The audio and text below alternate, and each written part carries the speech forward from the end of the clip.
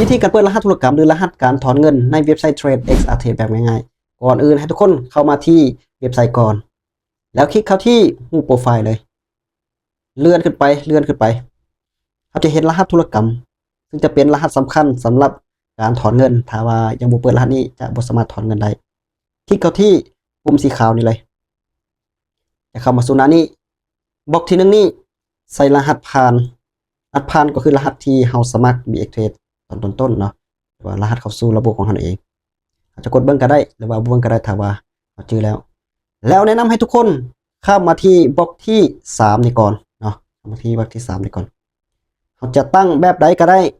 ตัวเลข6ตัวเท่านั้นเนาะตัวเลข6ตัวเท่านั้นตั้งแบบใดก็ได้ที่เราจะจื้อบ่ลืมตั้งแบบง่ายๆแบบยากๆก็ได้นี่จะใส่แบบง่ายๆตัวอย่าง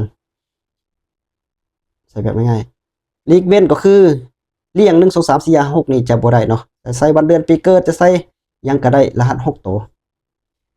เมื่อเราใส่สำเร็จแล้วเราแคปเอาไว้แนะนำให้แคปเอาไว้หรือว่าจดเอาไว้เนาะเพื่อป้องกันลืมเมื่อสำเร็จแล้วคลิกเข้าที่ยืนยันเมลนะรหัสยืนยันเมลลูกศร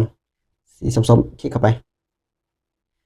เราจะส่งรหัสไปเมลเนาะไปกดเบิ่งที่เมลของเราเลยกดเบิ่งที่ Gmail กดออกมา refresh นิดนึง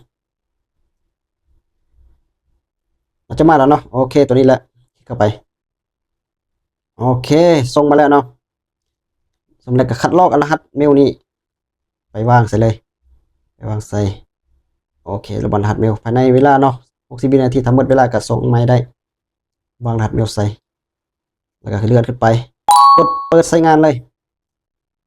โอเคเพียงแต่เท่านี้ก็สำเร็จแล้วสำหรับการเปิดรหัสธุรกรรมหรือรหัสการถอนเงินแบบง่ายๆ